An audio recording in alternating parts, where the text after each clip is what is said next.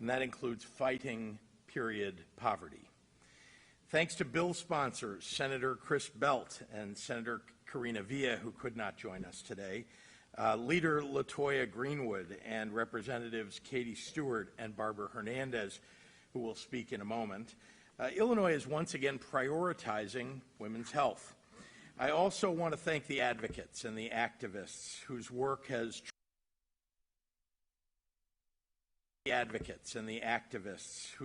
has truly made this all come to fruition. Director of the Cougar Cupboard here at SI Edwardsville, Ashley Novoa of the Chicago Period Project, and so many others who couldn't be here today to join us. Person to person is how this work gets done, and person by person, your work has changed the lives of many women and girls across Illinois. The pandemic has laid bare many of the quiet sacrifices that women are disproportionately forced to make in the face of financial instability. Keep a job or stay home to care for children. Pay the rent or buy groceries. Pay a medical bill or keep the lights on. Given the high price of menstrual products such as pads and tampons, it's no wonder that many women below the poverty line have had to say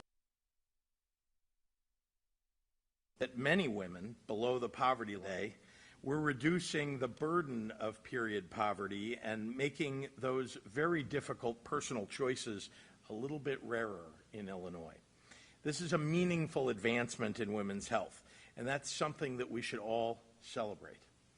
Starting at the end of the year, the Feminine Hygiene Products for the Homeless Act will ensure that period products like pads, tampons, and liners will be available free of charge at all shelters for youth and women.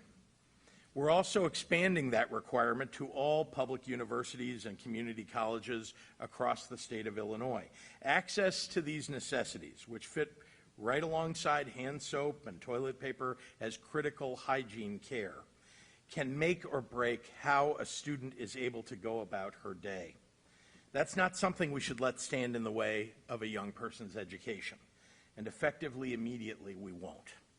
Finally, we're working to tackle a major hurdle to purchasing hygiene products for low-income women across the state. Right now, Illinoisans who receive SNAP or WIC benefits can use their funds to buy essential nutrition, but not hygiene essentials like tampons, pads, or diapers for their kids. That doesn't make any sense to me, nor to a bipartisan coalition of leaders in the General Assembly. So we're formally asking the federal government to take this step forward and help countless women afford the products that they need.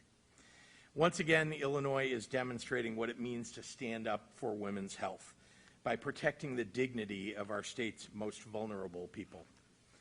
And with that, I want to turn the podium over to one of our strongest leaders in this fight and someone who has truly been a fighter for women all across the state of Illinois, not to mention for the people of her district, and that's Representative Barbara Hernandez. Representative? Good morning. Thank you, Governor. I'm happy to join everyone today, taking a huge step forward for menstruators' rights in Illinois. I want to briefly emphasize the word rights. In some parts of our country, rights to good, affordable menstruation health care are treated like a secondary item or less important because menstruators don't apply to everybody. I'm proud to be here today while we prove that Illinois totally rejects that idea and is moving forward. As a legislator, as any legislator will tell you, I can't do this work alone. I do need another senator to help finish the job. And I want to thank Senator Karina Villa, who was not able to make it today, for her tireless work on making sure this bill gets through the finish line. I also want to thank everyone from the Chicago Period Project, She Votes Illinois, as well as Meghna Gautam, the president of the Northwestern Menstrual Equality Activists. They are making great progress tackling this issue of the problem of period poverty, and I hope this is not the last time we work together. There's still a lot more that we can do. Finally, thank you, Governor Pritzker, for once again proving you're a dedicated ally in the fight against inequality in Illinois. Across the country, 1 in 4 women regularly struggle to purchase menstrual products due to the lack of income. Today in Illinois, we're taking the steps to help low-income menstruators in our state overcome that burden. Fighting against problems like period poverty is a privilege, and I'm so happy to be here and to be able to move forward with this bill. And I hope, once again, the federal government can also take action in making sure that SNAP and WIC can include these products, including diapers. So thank you so much, and at this moment, I would like to introduce Senator Belt, if he's here. Thank you.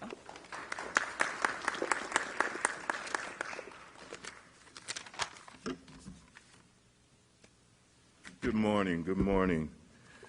There's no excuse for depriving any individual the right to basic hygiene. Not providing such an essential need found within feminine hygiene products to some of our most vulnerable citizens is shameful and will no longer happen in Illinois. Today, with the signing of House Bill 310, we have shown women in homeless shelters their needs matter. The statistics show that on average, more than $2 billion will be spent on feminine hygiene products each year in the United States. Purchasing these products can become a significant financial burden, especially for women and children who make up 60% of the female homeless population in the United States. In 2016, Illinois took a giant step forward when we successfully repealed the sales tax on feminine hygiene products. I cannot personally imagine the indignity of having to use some other item as a makeshift sanitary product. But I believe people who have already been deprived of so much should not have to suffer that too. Because of this, it was clear there was a need for change. I am so proud to have carried this measure in the Senate because it is essential we ensure all people at homeless shelters who need these products will have them at their very disposal. I want to thank my colleague and my friend, Leader LaToya Greenwood, who initiated this measure. This would not have been a successful endeavor without her push to address this issue head on. And finally, as Representative Hernandez stated, I want to thank the governor for championing and being an advocate for those on the fringe, those marginalized people. It's about humanity. It's about all of us. It's about inclusiveness. And Governor, I thank you for that. And with that being said, I will bring on Representative Katie Stewart. Thank you.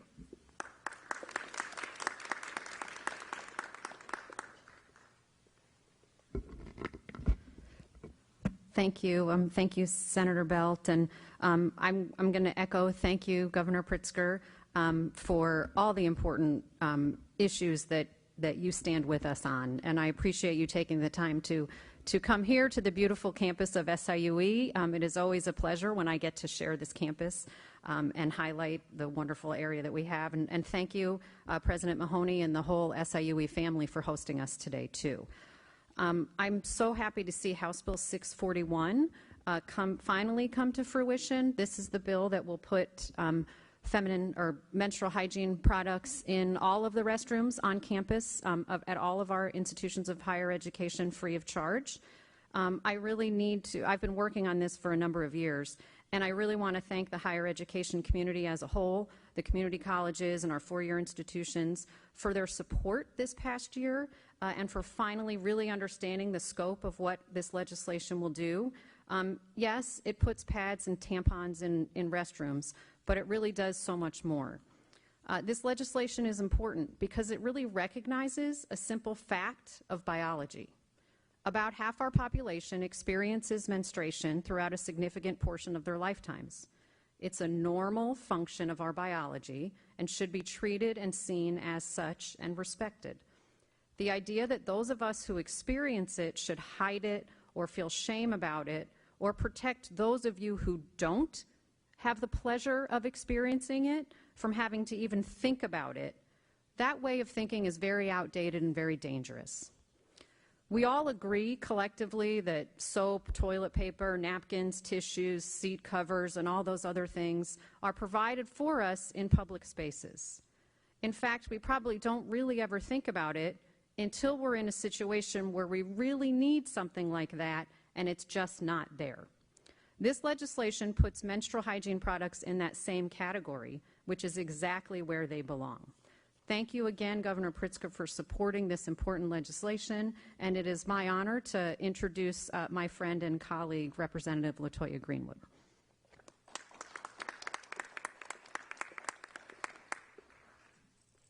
Thank you.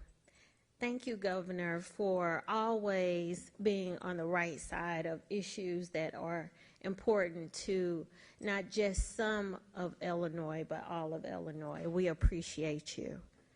House Bill 310 and the other pieces of legislation signed today by Governor Pritzker are about human dignity.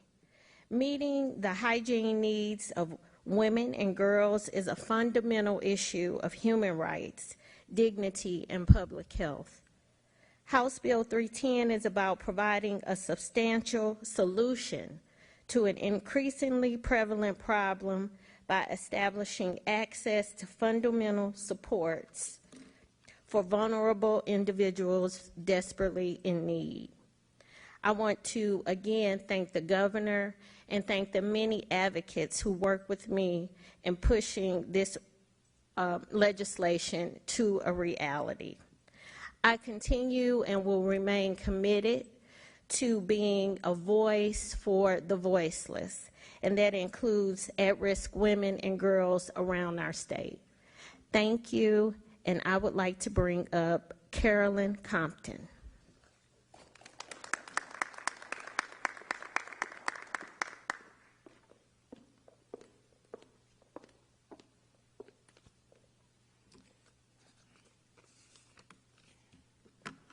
I want to say thank you for the opportunity to be here today and to share this space with everyone that does this work. I think that it's important to know that in the space of being here for students and running a food pantry that serves students on this campus, knowing that we are able to provide sanitary and hygiene products for those students is very important. I'm thankful for Rep. Stewart. She's a great supporter of what we do.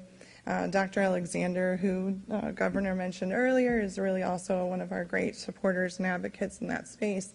Again, this is not a luxury. This is a health product. We put those items front and center, and so when you walk into our food pantry, it's going to be the first thing you see. We make sure that folks know that it's there for them. It's free. They're able to take as much as they need, as often as they want. And I just want folks to know that when people do come into our space, that it's so appreciated. They make sure that they know that we know that, and we make sure that they know that it will be there and continue to be there, whether this exists or not for them. That the community will work to make sure that happens, but these types of things make this so much better for everyone past that space. It's important, and we're thankful for it.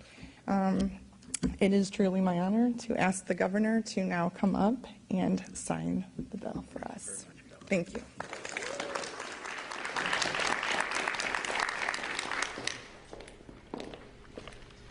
Maybe, I don't know if when I'm finished signing, the bill sponsors will join me up here and you all can take a picture with the bill as well.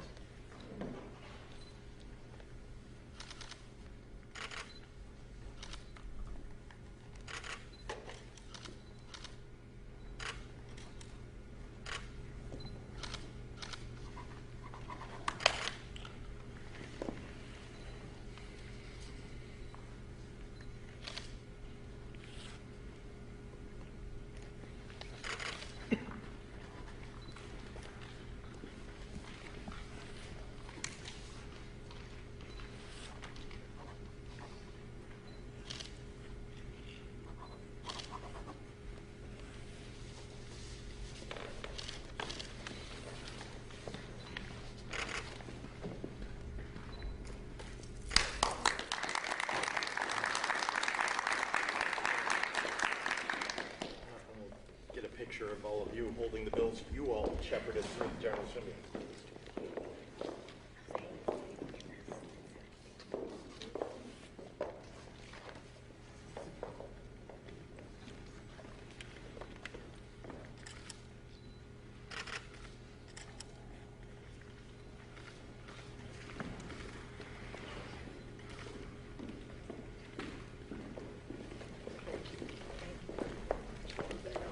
Thank you.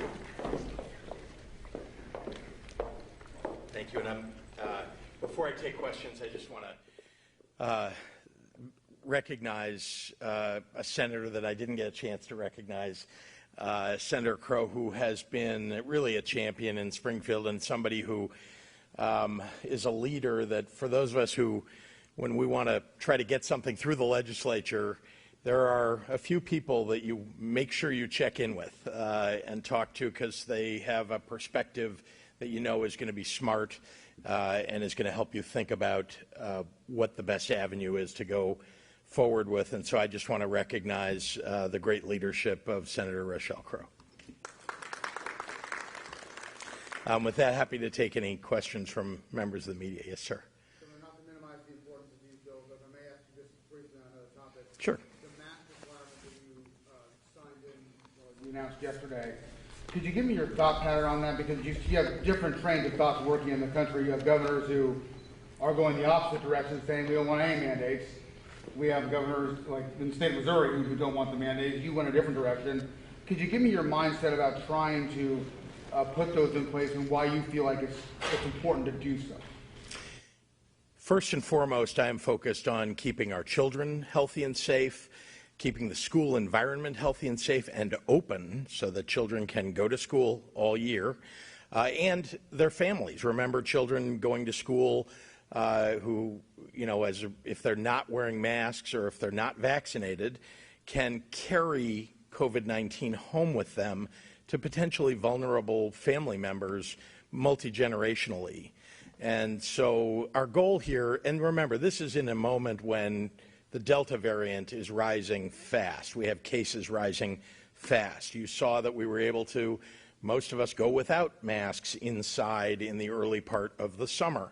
Well, we didn't know that the Delta variant would begin to overtake so many people. And so this is hopefully, you know, a very temporary endeavor, but one that we need to take. It's a you know, a mandate that is, I think, required for us to keep our way of life moving forward. And it's a reasonable thing to ask people to do. We're not, you know, these are not capacity limitations. These are not, you know, endeavors to, you know, slow down people's lives, to have them stay at home or anything like that. It's just asking people to do what I think people learned that they could do over the last year and a half, and that's to wear a mask in environments where they might be spreading or have the susceptibility to catching COVID-19. But I do want to remind everybody that the best way to keep yourself protected is to get vaccinated. And so anybody who's not vaccinated, who is eligible to get vaccinated, I really want to encourage you to do it, because unfortunately this variant is transmitting much faster than any previous variant or the original Alpha variant. And so everything that we're doing here is really just designed to slow the spread, to bend the curve, and get us back to a more normal life. Let me follow up. How concerned are you about the Delta variant going forward here? Clearly, it's become the dominant strain and the primary concern across the country. Your thoughts on the danger that presents? Well, I don't think you have to go very far. Turn on the TV and look what's happening in Florida and in Texas and a couple other states, even Missouri. And you can see that if you don't take action, if you're not acting swiftly to keep people protected in ways that you know are effective, then you're going to fill up the hospital beds. And ultimately, just for people who haven't paid attention to this, the reason that we want to make sure our hospital systems are have available beds is not just in case you get COVID. It's in case you get into a car accident, or you have a heart attack, or you have some other illness that overtakes you. You need a hospital bed available to you. And so we're always concerned to make sure that our healthcare systems are available to the public. on this issue, can I just ask you on the bills you're signing today? Yes. These feminine hygiene product concerns have seemed to in the past not been as primary as perhaps they should have been, from college campuses to homeless shelters. The importance of this, what does this do in your mind to try and change that? Well, I'm going to, in a moment, I'm going to ask, Representative to come up and talk about this. But I'll just say, look, I think I said it in my remarks, but I'm going to repeat it, that this is about dignity. This is about poverty and addressing the challenges of poverty and the lack of those hygiene products for people who need them. And as the representative said when she was here, you shouldn't have to make choices about this. This is, hygiene products ought to be available to you, and especially to people who have traditionally not had the resources available to them to use for this. So if you don't mind, I'm going to ask you to just, because I know you have a real passion for this, and I want to make sure that comes through. Thank you. I love the opportunity to talk about periods because they happen. They've happened for forever since humans have been on Earth, is my understanding, and other mammals and other animals too.